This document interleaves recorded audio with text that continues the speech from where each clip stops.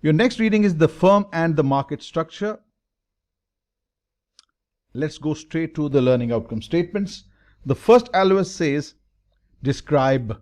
Mind the word, you have to be very specific about the action verbs, or what you call the command words. Describe the characteristics of perfect competition, monopoly, monopolistic competition, oligopoly, and the pure monopoly. I'm sure you would have read it in your earlier studies, the brought forward knowledge for you.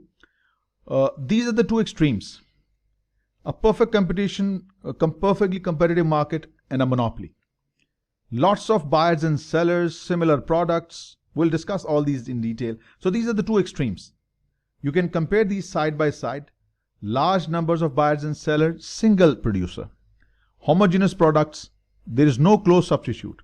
Perfect substitutes available, there is no close substitute. Free entry, there is a restriction in the entry.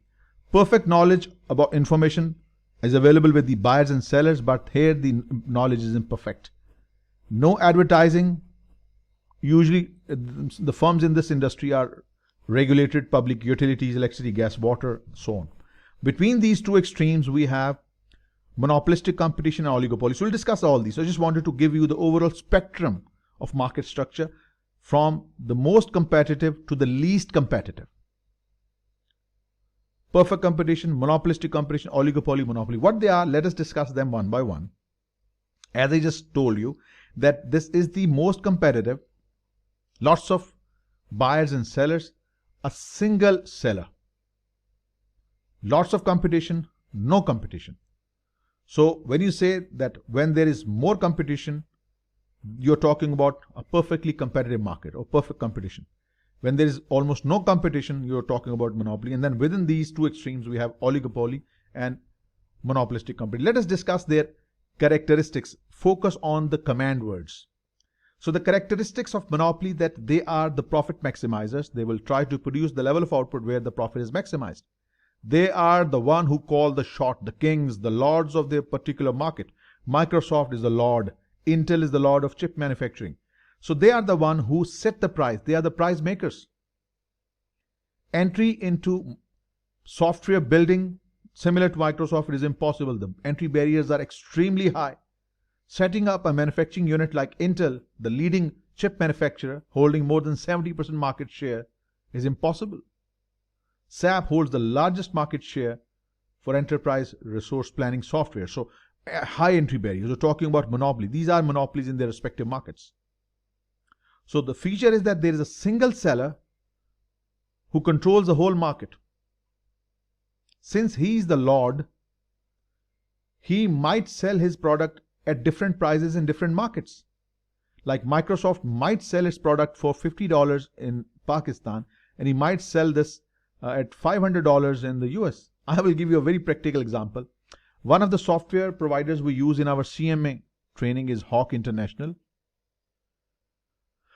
Hawk sells its single part online software access at about $300 in the US.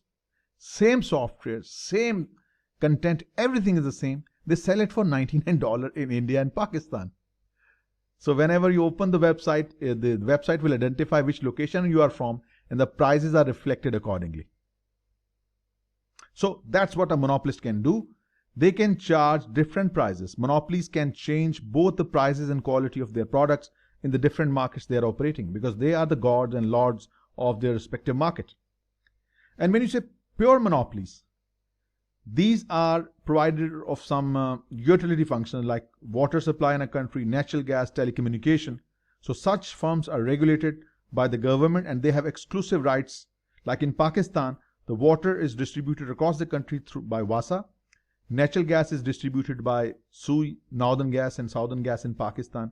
Telecom is PTCL. So no one else is allowed to distribute water, gas and telecom other than these firms. So they have the exclusive rights to do that. So they are hence pure monopolies. So this is the characteristic of pure monopoly. Let's move one step down.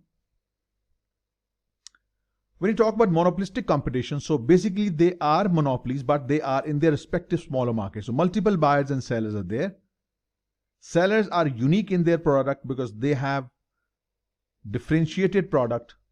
through branding, they have created a different market for themselves. And since each producer has control over his own product output and pricing, so sellers have some control over pricing. Previously in Monopoly, the entry barriers were high, but here the entry barriers are low. For example, fast food chains, clothing, as you can see, the detergents, toothpaste, these are the typical soaps, of course, are the examples of monopolistic company. What we are studying, the description of basic characteristics of these 4 different types of markets structures. Oligopoly. As the name suggests, few firms with the focus of profit maximization. Like monopolies, they set their own prices. For them, the barriers to entry is high. Few firms are dominating the market, so it's hard for the new firms to enter. And since they are the gods within the particular region of the market, so they make abnormal profits. Typical examples are oil and gas, gasoline across the world is almost similar, airline and automakers, so the products are homogeneous. And as I said, there will be just few numbers of firms, so relatively small number of firms who dominate the market. There will be some smaller firms, but the majority, highly concentrated market, few firms control the market. Now let's move on to the other extreme. When you talk about the perfect competition, you're talking about a market where there are very large number of buyers and sellers. Agri products, as you can see, I've pasted a picture that relates to the given situation. Products are homogeneous. Let's say if they are selling rice, so rice with each vendor is the same. Products are the same. There is perfect information amongst these sellers and buyers, so there is perfect information among buyers and sellers. So whatever the price is prevailing, that price has to be accepted by all firms. So no single seller here has the power to set the price. Unlike monopoly, here the firms are price takers.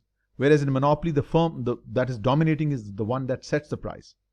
Since, as you can see, this business looks very simple, I can simply take a sack of rice and I just put it in front of me and start selling, provided these people allow me to sit there. So there is no barrier to entry in such firms, right? And of course, like every commercial business, they would like to maximize their profit. And as I said that there are so many sellers, though there's not a single seller or producer who could influence the market or dominate the market. So the firms are price takers. So all what we have done so far, it has been nicely done, summarized in the single grid here. When you talk about the perfect competition, so there are many firms, very little entry barriers, everyone can enter. There are very close substitutes, everyone selling similar products, competition on price only, and there is no pricing power. Firms will have to take what the price is currently prevailing.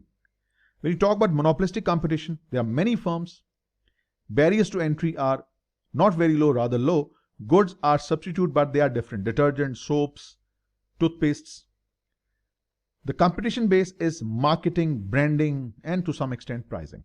And of course, there is some pricing power. The firms can set their price because they are monopolies within their respective product. Oligopoly. Now, from many to few firms, barriers to entry are high, very good substitutes, oil, cement, steel. So how do they compete? On price, marketing. But since there are just few firms, so they tend to control the price, some too significant. When you talk about monopoly, a single firm, very high entry barrier, there is no substitute to this product, and it through advertisement, it holds the significant market share. So that was your first LOS. Second LOS says explain the relationship between price, marginal revenue, marginal cost, economic profit, and the elasticity of demand under each market structure.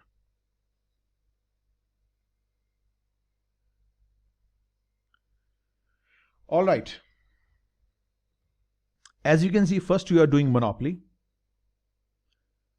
This is the schedule, the curves for monopoly. I will explain all these.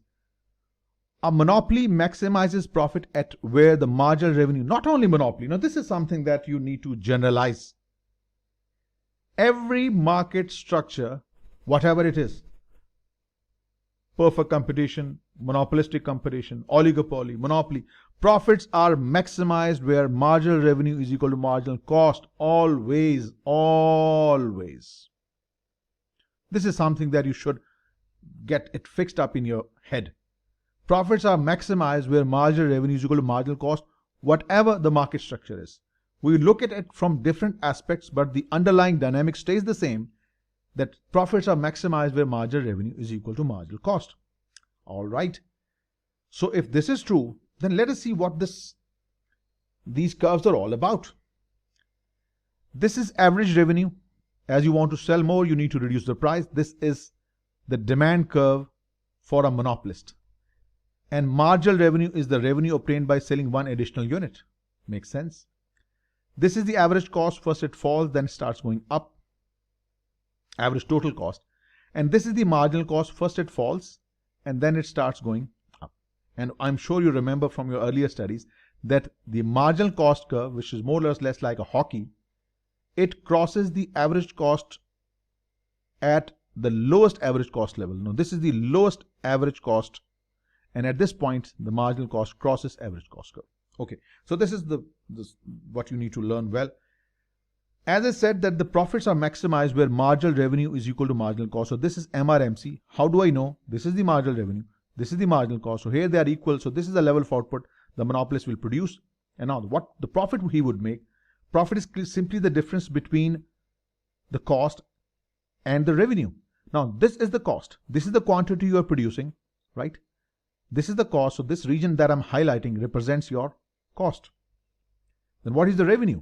This is the quantity you are selling, and this is the price you are charging. So this region I'm enclosing in yellow is the total revenue. So what then is the profit?